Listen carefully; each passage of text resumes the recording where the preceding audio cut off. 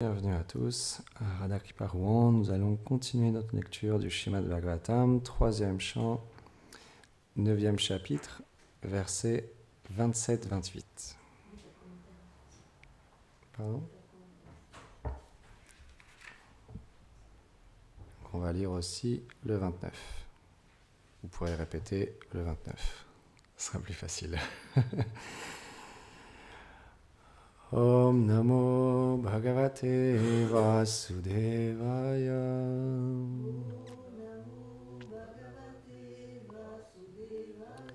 Om Namo Bhagavate Vasudevaya.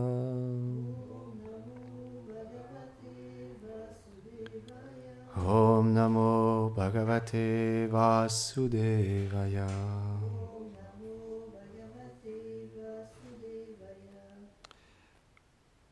Atabipritam anvikshya. Non. Antabipritam aviksha. C'est comment ? C'est quelle heure ? Ok.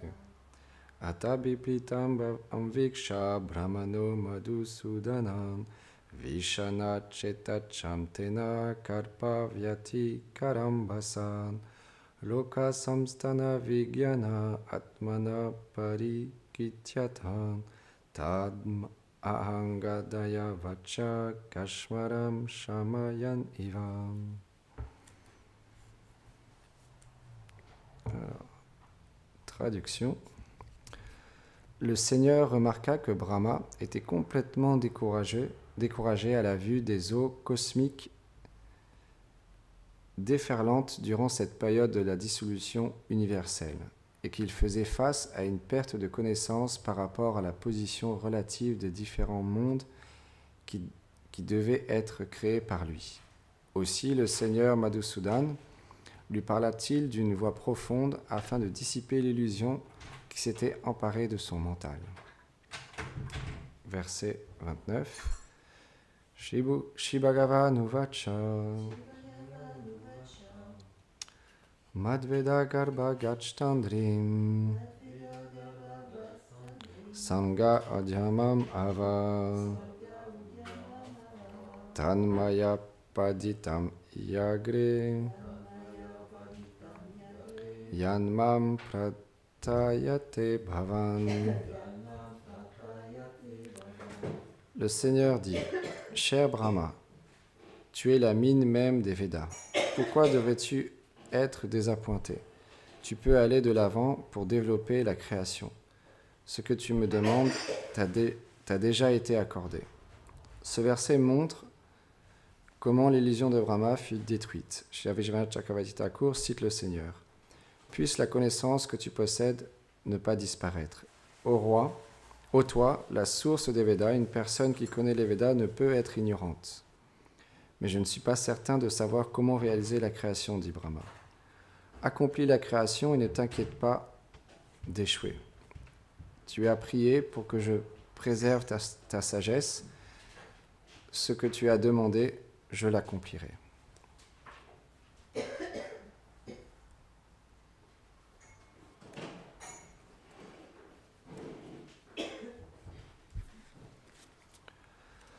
Om Ganati Milandasya Ganam Jaram Sharakayam Shakshu Militam Yena Tasmai Shri Gurave Namaham Namaham Vishnu Padaya Krishna Preshtaya Bhutare Srimati Bhaktivedanta Swami Niti Namine Namaste Sarasvati Deve Gauravani Prachaline Nirvishesha Shunyavadi Paschatya Deshatarine Jai Shri Krishna Chaitanya Prabhu Nityananda Shri Advaita Gadadhar Shivasadi Gaura Bhakta Vrindan Hare Krishna Krishna Krishna Hare Hare Hare Rama Rama Rama Hare Hare Vrindaye Tulasi Devyaye Priyaye Keshavasya Krishna Bhakti Pratyadevi Satyavate Namo Namaha Vanchakarpatarubhyacha kripa sindhubhyahevacha patitanam pavanebhyo Vaishnavebhyo namo namaha. Avant de parler, j'implore les bénédictions de mon maître spirituel, Srila Prabhupada, toutes les dévotes et les dévots ici assemblés pour pouvoir glorifier le Seigneur suprême Shri Krishna. C'est intéressant le dialogue que explique Srila Vishwanath Chakravarti Thakur, comment le Brahma, le sous-créateur de l'univers, il se pose des questions, il a un doute s'il va pouvoir accomplir son service, et le Seigneur le rassure et lui dit « Ne t'inquiète pas, les prières que tu as énoncées à mon égard, je vais les exaucer. » C'est ça le pouvoir de la prière. Quand on a un doute dans notre vie quotidienne, où on n'est pas sûr que le service qu'on est en train de faire, qu'on le fait de la bonne manière, ou on demande parfois de l'aide, parce que sans l'aide du Seigneur, finalement, on n'a aucune force. Mais le Seigneur, il se trouve à l'intérieur de nous, il nous accompagne à chaque instant, et il nous guide. On parle souvent d'une voix intérieure, ou nous on appelle ça l'âme suprême. C'est le Seigneur qui se trouve dans notre cœur qui nous guide. Et parfois on l'écoute, parfois on ne l'écoute pas. Et parfois même on ne fait pas quelque chose et on se dit « Ah mince, pourtant je sentais dans mon cœur que le Seigneur ou le maître spirituel, on appelle ça aussi Chaitya Guru, le gourou qui se trouve dans le cœur, qui nous accompagne aussi. On sentait une inspiration de faire telle chose et on n'a pas suivi l'inspiration et après coup on se dit « Ah mince, j'aurais dû suivre cette inspiration. » Ça nous arrive souvent. Ou parfois, on fait notre service et puis par exemple, on est sur l'autel et puis on est en plein festival, il y a beaucoup de choses à penser et puis d'un seul coup, le Seigneur nous fait sentir dans notre cœur « Ah non, j'ai oublié l'offrande » ou « J'ai oublié un pot au pied de Nanda, Mère Yashoda, juste en dessous de leur siège, et hop, on va le récupérer. » Ça, c'est le Seigneur qui se trouve dans notre cœur, qui nous guide, qui nous fait nous souvenir de certaines choses. Et de la même manière, on peut voir même Brahma, qui est un grand dévot du Seigneur, il se demande s'il va être capable de faire ce service, parce que là, on parle de la création, c'est un service quand même extraordinaire et très complexe. Donc, il demande au Seigneur de le guider intérieurement pour qu'il puisse vraiment faire son service au mieux. Parce que c'est ça le désir d'un dévot, c'est d'accomplir son service du mieux qu'il peut. Et dans ce monde, comme Ananda Vrindavan Lila Prabhu expliquait hier, on a des sens imparfaits et on est au contact de choses inertes dans ce monde. Et comment bien les engager? Comment savoir qu'on engage bien quelque chose? C'est pas facile, parce que suivant nos vies passées, on a un certain avancement spirituel. Donc on peut penser faire bien, alors que finalement, petit à petit, ça nous écarte du service de dévotion. Alors qu'au départ, on pensait engager cette chose d'une manière appropriée. C'est pourquoi on a besoin du guide spirituel, parce que lui, il a la vision parfaite pour savoir comment engager les choses de ce monde, pour pouvoir les spiritualiser. Parce qu'il y a un principe extrêmement important dans notre philosophie, qui est le principe de la déité. Extérieurement parlant, la déité, elle est faite en bois, en marbre ou en brasse. Donc, à proprement parler, c'est inerte. Pour les gens, c'est pour ça que quand ils rentrent dans le temple, c'est waouh. Ils voient des moines qui sont en train de chanter devant Nanda, Yashoda, Gopal, et ils se disent mais pourquoi? Pourquoi ils se tournent comme ça devant, pour eux, pour une personne qui vient pour la première fois, c'est des statues, c'est du bois. Et c'est déconcertant.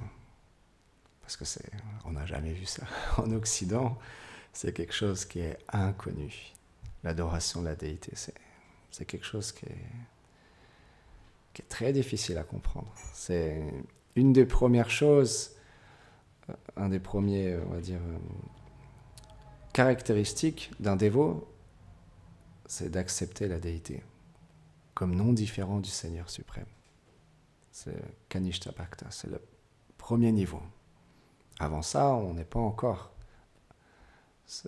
considéré comme un dévot, parce que on perçoit pas comment le Seigneur il investit, il vient directement sous cette forme. Parce que c'est quelque chose qui est logique. Le Seigneur, il a tout pouvoir. Pour un dévot, on prend souvent cet exemple. Un jour, il y a Narada Muni, il voyageait à travers le monde, à travers les univers, parce que Narada Muni, c'est un grand sage. Il peut passer d'une planète à une autre. Et il a rencontré un brahmana et il a discuté avec lui.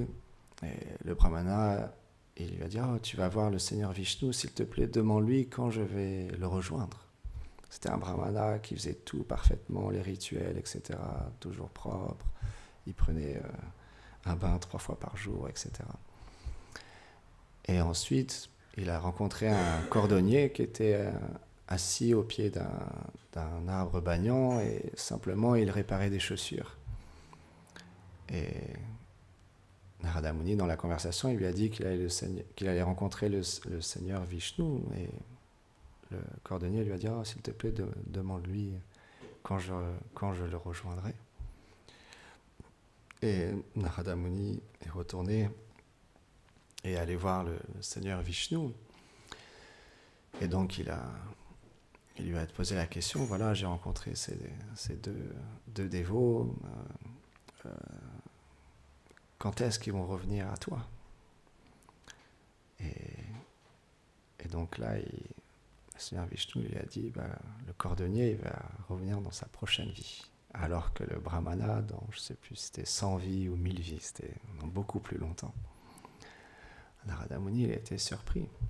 Mais je ne comprends pas, explique-moi, parce que là, pour moi, le brahmana, il fait tout parfaitement, les rituels, tout, et c'est un brahmana, quoi.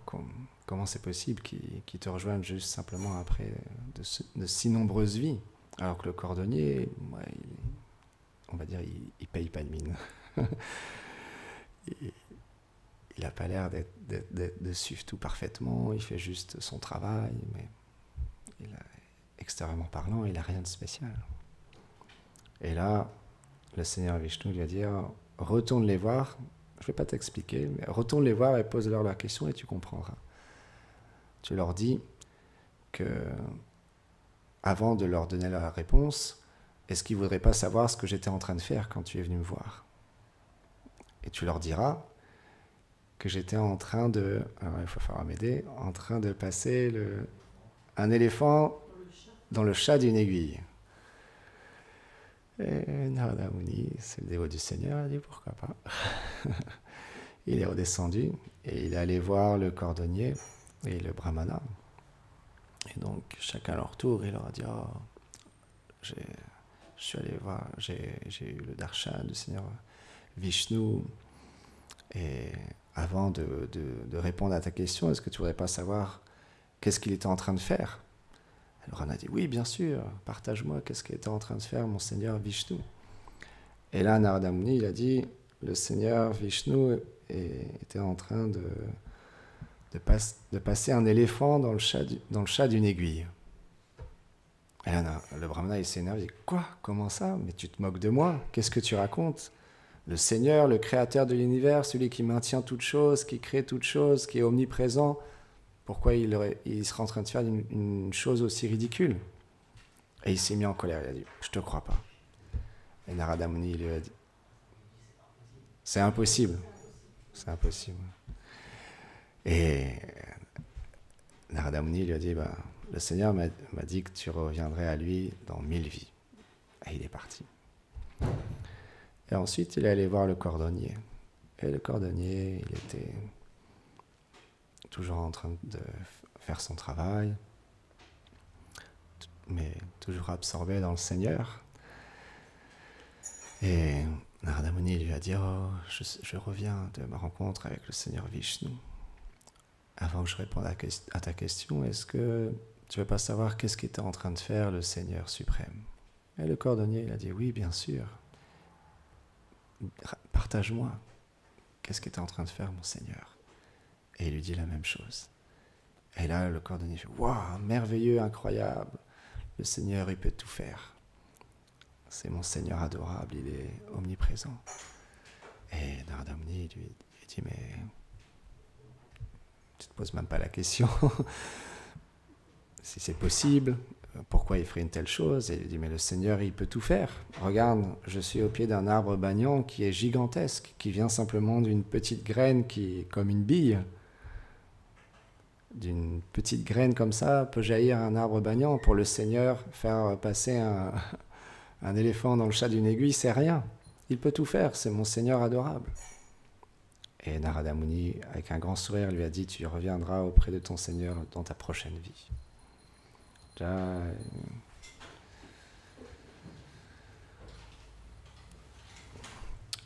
Donc c'est la même chose.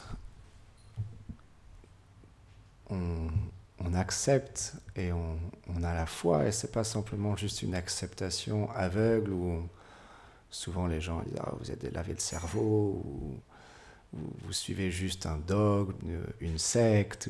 C'est les phrases qu'on peut entendre régulièrement dans la rue. Et c'est vrai, parce qu'extérieurement parlant, oui, ça peut paraître étrange, ça peut paraître un peu déconcertant. Mais quand on a l'expérience, quand on va sur l'autel, quand on sert les déités jour après jour, ou même juste en les glorifiant, ou en étant dans la rue et en pensant à Nanda et Yashoda, de faire ce service pour eux, on est connecté à eux et on sent dans notre cœur que c'est réel, que le Seigneur est venu sous cette forme pour nous permettre de le servir. Et cette foi et cet échange d'amour est palpable, parce que le Seigneur, il peut tout faire.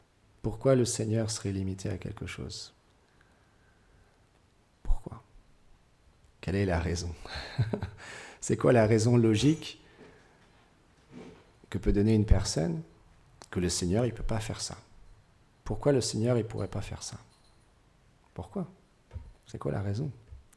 Pourquoi le Seigneur serait limité ? Puisqu'il a créé toutes choses. Il crée tout dans ce monde. Il est à l'origine de toutes choses. Il est celui qui a la pleine connaissance. Il n'a jamais été créé, il n'a jamais eu de commencement. Comme il a dit à Arjuna, la différence entre toi et moi, c'est que je me rappelle de toutes mes vies alors que toi, tu ne te rappelles pas. Le Seigneur, il nous connaît mieux que nous-mêmes. Pourquoi on devrait limiter le Seigneur ? Comme Gorodev partage cet exemple où un jour il est allé chez le docteur et donc à la fin de son rendez-vous, le docteur il lui demande sa carte vitale et donc en tant que moine il a une carte spéciale et là le docteur a dit vous êtes un moine en l'an 2000. C'est ringard. Et là, Gorodev, il explique, il avait le choix soit de rien dire, ou soit de lui partager un petit quelque chose pour lui faire apprendre, lui permettre d'évoluer dans son cheminement spirituel. Parce que c'est ça la compassion. Et Gurudev, il lui a dit, ok, vous trouvez ça ringard que je sois un moine et tout ça, il n'y a pas de problème. Mais c'est une question d'expérience. Si vous voulez, je vous montre, je vous explique un mantra, et vous chantez le mantra, et vous verrez par vous-même que c'est pas ringard d'être un moine, qu'il y a quelque chose de très spécial d'être un moine et de chanter tous les jours ce mantra. Et là, le docteur, le médecin, il a fait un bond en arrière sur sa chaise. Il a fait non, non, non, non. Je veux surtout pas. Je vous crois, mais je veux surtout pas essayer. Et la Gurudev, il a dit ok, c'est votre choix. Mais quand il y a l'expérience, il n'y a pas de doute. Simplement, avec notre vision matérielle des choses, on essaye de comprendre l'infini, la transcendance. C'est pas possible. Il n'y a qu'avec la transcendance qu'on peut comprendre la transcendance. Et comment être dans la transcendance? C'est être au niveau de l'âme.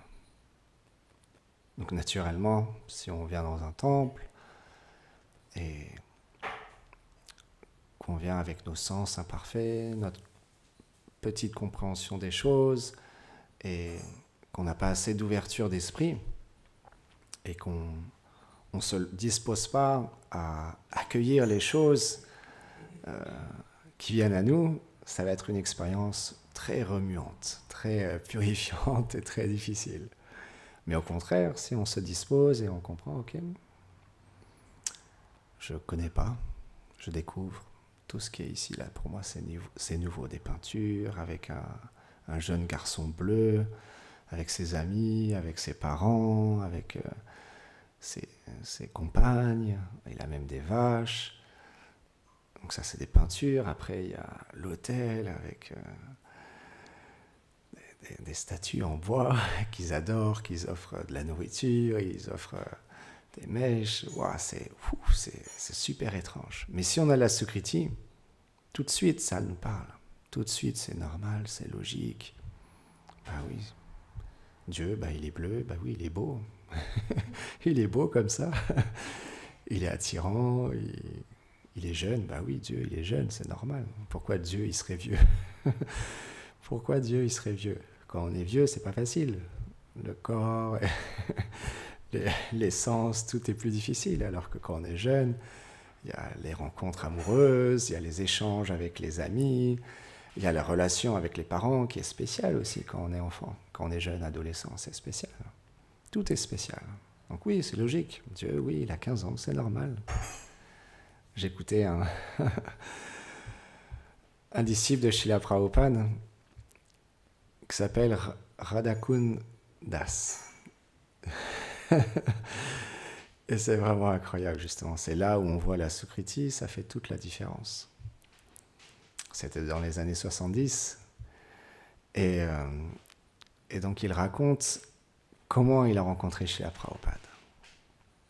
Et donc, à l'âge de 9 ans, son père est décédé et il posait à tout le monde la question. D'abord, il a posé à sa mère, mais où est parti mon père? Et pourquoi Dieu a tué mon père? Et il demandait comme ça, mais s'il n'est plus là, mon père, parce qu'il voyait son corps, il voyait le corps de son père. Il dit, mais il est là. Et sa mère a dit, non, il est parti. Mais il est parti où? Puisqu'il est là, il est devant moi. C'est des bonnes questions, à 9 ans. Il dit, mais il est allé où? S'il n'est plus là, il est allé où? La mère, elle ne pouvait pas répondre. Et toute sa jeunesse, comme ça, c'était une question qui... Il voulait rencontrer Dieu pour lui demander, pourquoi tu as tué mon père? C'était son but. Et un jour, à 15 ans, il a rencontré des jeunes de 17 ans, 2 ans plus âgés que lui, qui étaient dans le désert, dans des grottes en Californie, tout nus, en train de méditer avec le Om. Oh, il chantait le Om toute la journée. Et il mangeait des racines, des baies, des fleurs, des plantes. Et il se disait, il pourrait être à la plage, à draguer les filles, ou à aller à des concerts rock'n'roll, ou faire tout un tas d'autres choses, et ils sont là, dans le désert, dans des grottes, tout nus, à méditer toute la journée. C'est qu'il doit avoir quelque chose de spécial. Et il s'est mis à être avec eux, à s'associer avec eux, et à méditer comme ça avec le Om. Il ne connaissait rien. Mais il avait des questions. Et comme Brahma, on sent dans notre cœur qu'il y a besoin de faire quelque chose pour rencontrer Dieu, pour avoir des réponses à nos questions. Il y a besoin de faire un effort. C'est naturel, parce que c'est l'âme qui s'éveille. Donc l'âme, qu'est-ce qu'elle fait? C'est servir. Et je t'offre un service en chantant le Om ou en méditant. C'est quelque chose qui est naturel. Et donc, il a médité comme ça pendant 3 mois. Il est devenu végétarien. Parce qu'ils lui ont expliqué, on ne peut pas manger quelque chose qui a un visage. C'est leur conception. Tout ce qui a un visage, on ne mange pas. C'est les années 70. Hein. C'est vraiment une autre époque. Et là, je ne sais plus exactement pour... Ah oui, ouais, voilà, c'est ça. Et là, il apprenait, je ne sais pas exactement comment, mais il apprenait que c'était la guerre au Vietnam, qu'il y avait plein d'amis à lui qui malheureusement allaient à la guerre, et se faisaient tuer, et ils revenaient dans des boîtes. Et lui, il était végétarien, il ne se voyait pas aller à la guerre avec une mitraillette et tuer des gens. Pour lui, c'était impossible de faire ça. Donc, il est parti à un autre endroit pour échapper à sa convocation. Et il est parti à, je ne sais plus, 12 heures de voyage, enfin, je sais plus, il a fait un grand voyage, et il est allé dans un endroit où il a rencontré des hippies qui vivaient en communauté, tout ça, et il vivait avec eux, et il continuait à méditer, et beaucoup de gens venaient le voir, des chrétiens, d'autres spiritualistes, et puis lui, sa philosophie, c'est toutes les personnes qui venaient le voir, il disait oui, c'est super, continue. Et il appréciait tout le monde. Et il commençait à travers ses méditations à voir la présence du Seigneur dans les insectes, dans les fourmis, dans les plantes. Et il commençait à avoir des expériences du Brahman, en fait. De l'effulgence du Seigneur, de la création. Comment le Seigneur se trouve partout présent. Des belles expériences. Et il continuait comme ça à méditer pendant 9 mois. Et un jour, il y a des dévots qui ont entendu parler de lui et qui se sont dit, on va aller le rencontrer. Donc ils sont arrivés, et il explique, lui il mangeait très simplement, juste quelques fruits et tout ça, et puis eux ils sont arrivés, et puis ils ont commencé à lui expliquer que Dieu il est bleu, c'est un jeune garçon, et il mange beaucoup de beurre. Et il faut que tu manges du beurre. Le beurre, il faut que ça soit présent partout. Ils étaient un peu fanatiques, il expliquait. Mais lui, il disait que c'était trop pour lui, quoi. Il n'avait pas l'habitude.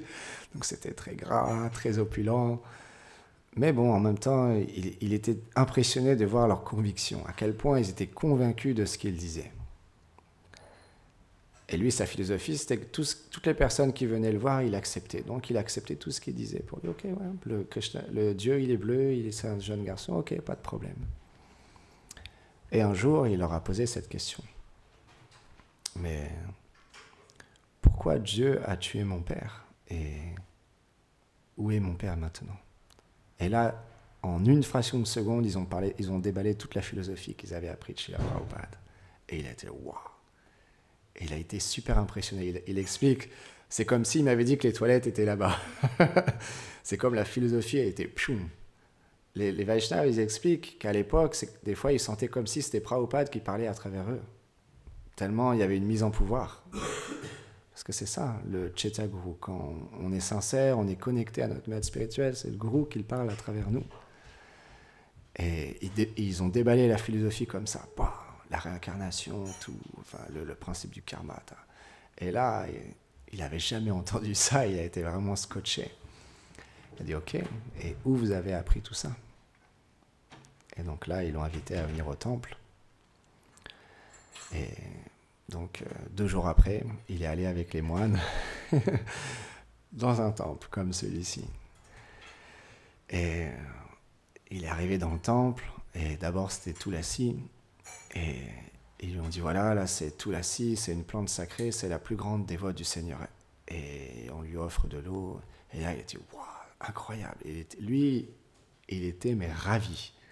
Il dit moi j'étais en communion avec la nature, j'étais dans une grotte, dans la nature. On m'a dit la plus grande dévote du Seigneur, c'est une plante. J'ai dit waouh, c'est incroyable, c'est super. C'est ça la Sukriti. Tout est naturel. Tout nous parle. Tout a un sens. Et là, après, il rentre dans la salle du temple, et il explique qu'il y avait un peu comme de la fumée, je pense que c'était les encens, il y avait beaucoup d'encens, du coup il y avait un peu de fumée, il ne voyait pas très bien. Il y avait deux statuettes, deux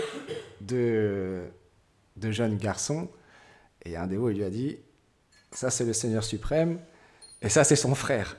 Et là il a fait, wow, il a un frère, oh, c'est incroyable, bah ouais, c'est super, Dieu il a un frère, bah ouais, c'est incroyable, c'est super. Et il était ravi. Et donc après il y a le président du temple, il a fait une classe incroyable, il a parlé, tout ça. Le prachad, ah oui, c'est ça, il explique dans la classe, il expliquait les qualités d'un pur dévot dans cette classe. Et là, lui, à la fin de la classe, il s'est dit, waouh, il faut que je devienne un pur dévot. Mais à la fin de la classe, le dévot, il a dit voilà, donc maintenant on va prendre prachad, et puis après il a dit on se retrouve à la semaine prochaine pour le festival du dimanche. Et donc là, le festival se finit, et puis lui, il commence à rentrer, et il s'arrête à un endroit, et il commence à pleurer, à se lamenter, et puis il se sent pas bien en fait. Et là, il y a un dévot qui vient le voir, qui lui dit « Mais qu'est-ce qui se passe? Pourquoi tu pleures? Est-ce qu'on t'a offensé ?» Et là, il dit « Non, non, s'il vous plaît, dites pas ça. Non, non, non. Non, c'est que là, vous êtes tous des purs dévots ici. Moi, je suis pas un pur dévot. Comment je vais faire tout seul?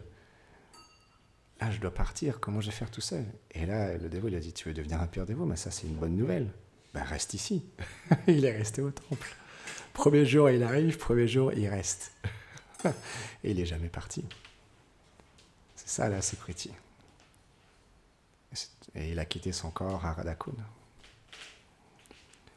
Et c'est un frère à moi, Mathuranath, qui m'a partagé une classe qu'il a donnée pendant 2 heures où il explique l'importance de parler sur Krishna, de passer du temps tous les jours à décrire une qualité de Krishna, décrire la beauté de Krishna, un divertissement de Krishna, de passer du temps les uns les autres à parler sur Krishna, parce que c'est essentiel pour développer de l'amour pour Krishna.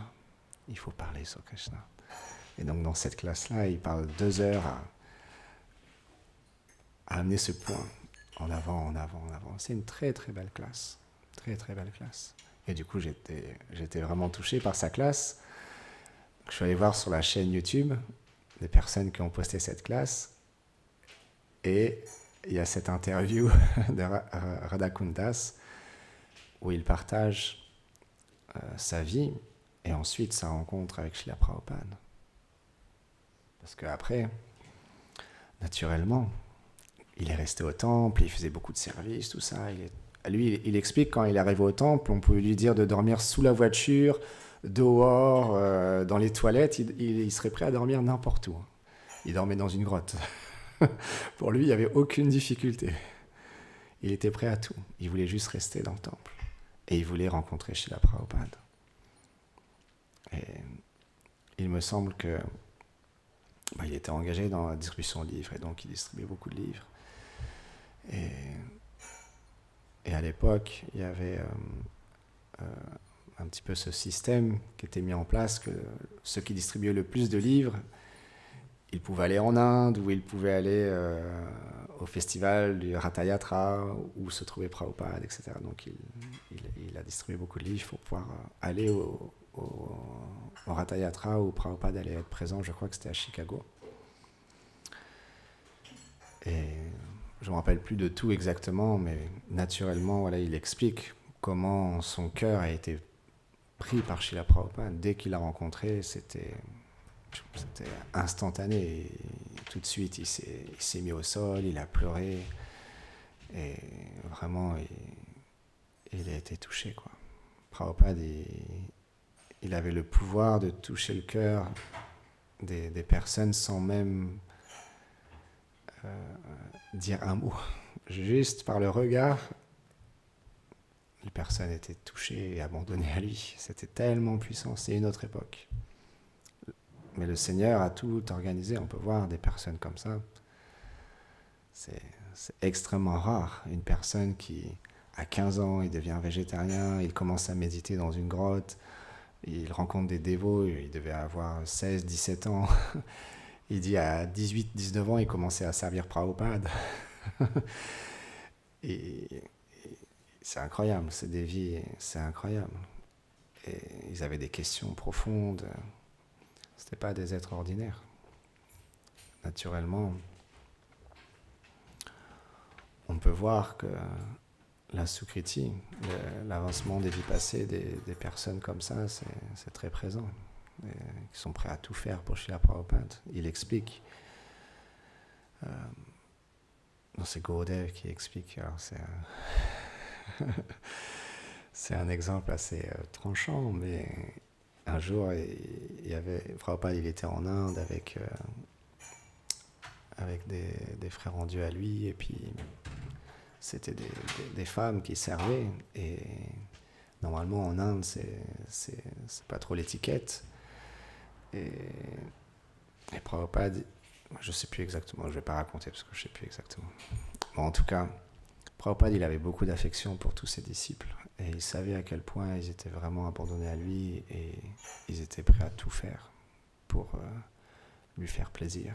Et c'est ça le principe de l'amour. J'écoutais une classe dans un poste de Madhavananda Prabhu et il expliquait que la relation maître à disciple, c'est dans les deux sens. C'est pas juste le gourou, c'est le disciple aussi. Et il y a une attitude à avoir entre le gourou et le disciple. Il y a une relation qui se crée, une relation de confiance. Et plus cette relation de confiance, elle s'établit, plus l'amour grandit, et plus on est prêt à faire de choses, et plus on est reconnaissant, on a de la gratitude et on progresse dans notre vie spirituelle. C'est pourquoi l'attitude envers le maître spirituel, c'est quelque chose qui est très important. Et on peut voir tous ces disciples de Srila Prabhupada, beaucoup d'entre eux avaient une grande dévotion pour Srila Prabhupada. Alors bien sûr, après,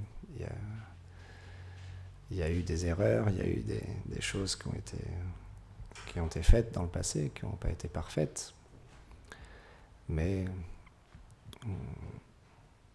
on retient en tout cas cet abandon et cette dédication que tous ces Vaishnavas ont eu. Sans ça, on ne serait pas là aujourd'hui, parce qu'ils ont fait tellement pour répandre ce mouvement de Shri Chaitanya Mahaprabhu à travers le monde.